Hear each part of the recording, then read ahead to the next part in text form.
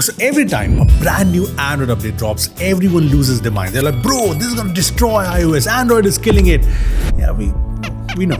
But this time it's actually different. This might be the biggest Android update in years, and no gimmicks, no liquid glass, none of that useless stuff, unless you actually wanted that, but actually useful stuff that's going to change how we use our Android phones. So I'm going to tell you every single change, every new feature, every minute detail. So hitting that subscribe button and that bell icon would be simply lovely. And yeah, let's get into detail.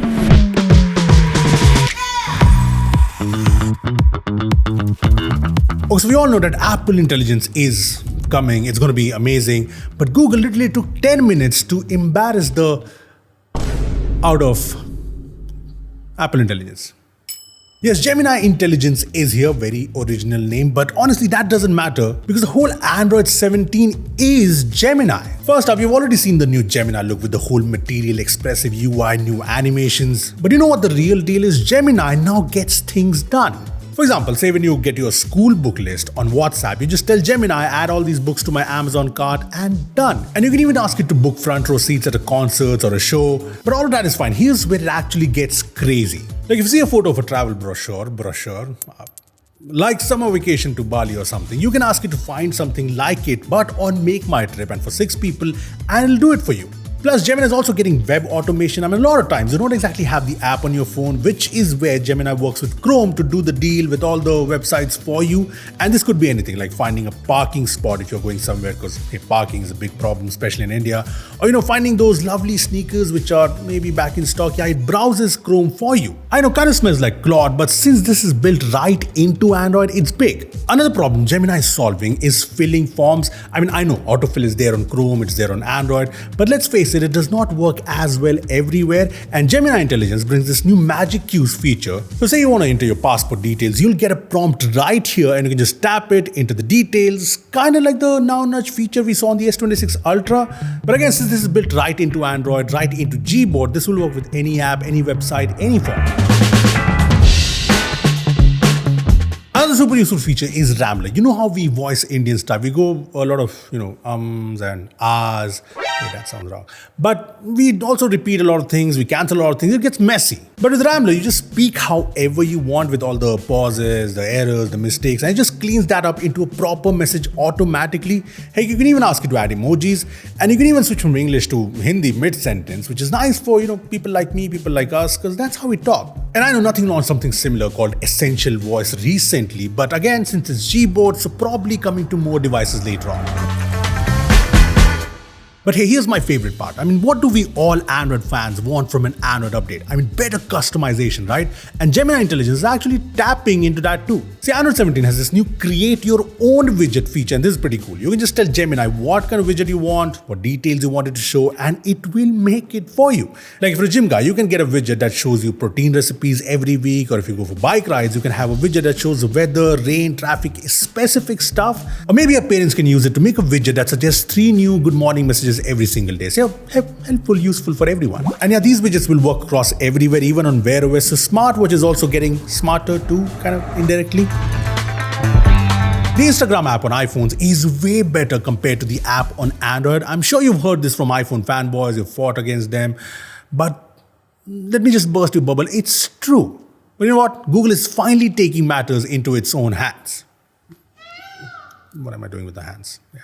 Yes, they partnered with Meta, and the Instagram app will get a big update on Android. First up, it's said to be smoother, faster. Photos and videos posted from Android will look sharper. Second, it'll bring Ultra HDR support for better colors in shots, built-in stabilization in the Instagram camera when shooting videos, a night mode for photos and videos. You have great features considering Android phones have just way better cameras now. There's also screen reaction, so you can record yourself and your screen at the same time for all the reaction videos a lot of people make.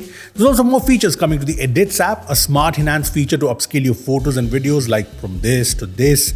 There's sound separation, which will now identify and separate out audio tracks, wind, noise, music, your voice. So you can basically boost what you want, remove what you don't want. Pretty handy. Also, one more thing to note, the Adobe Premiere app is coming to Android, which will bring templates, editing tools to create and post YouTube shorts right from the app.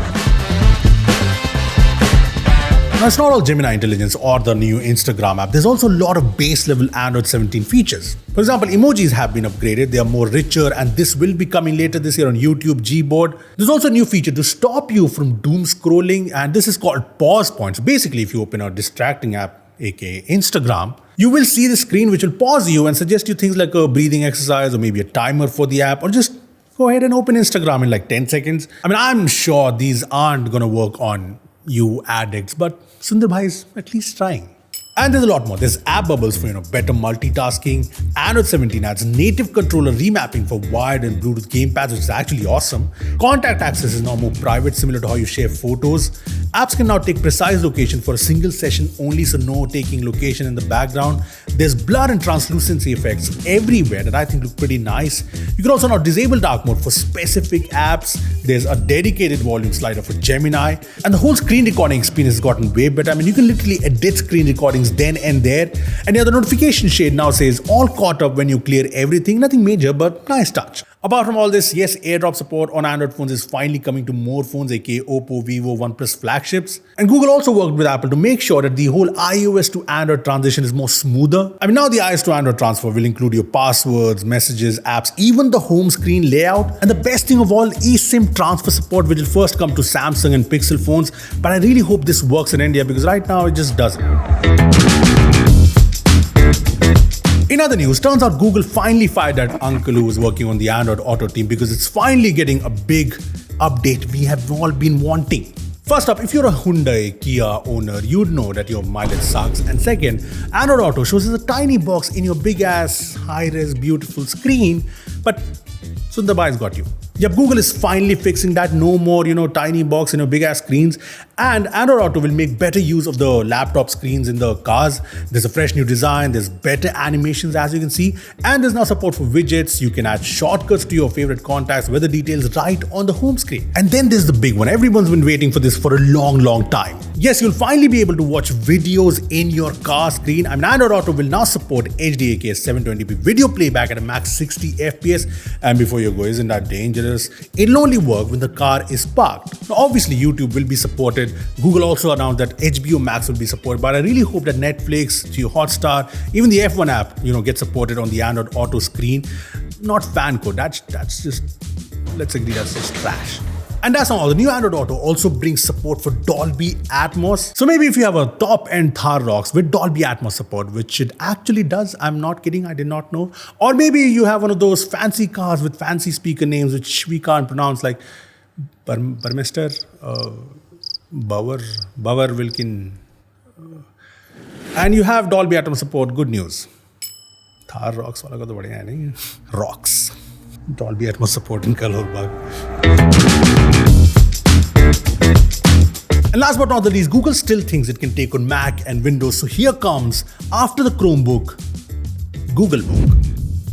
And from what we saw, this looks a lot like the Android desktop mode with Gemini integrated all across. I mean, this will have what Google calls a magic pointer, which you can wiggle and get quick contextual suggestions based on what's on your screen. It'll also have features like create your own widgets using Gemini Intelligence. And a lot of the popular laptop brands are set to be working on a GoogleBook, and they'll have this unique Google Glow. And honestly, all of this seems like Chromebooks all over again, but with the Android as base, Gemini doing the heavy lifting. But I really hope I'm proved wrong, and this is a fresh take on laptops. Look, honestly, to kind of sum things up, if you ask me, this Android update has me excited. I mean, yes, it's all about Gemini Intelligence, and yes, first up, it's going to be only on Samsung phones and Pixel phones. But I'm really hoping that eventually this will come to all Android phones, because this has the potential to change the way how we use phones, to make our life easier, while taking a lot of our data. But hey, you don't care, no matter what you say. So making our life easier it is. Thank you for watching. See you in the next one.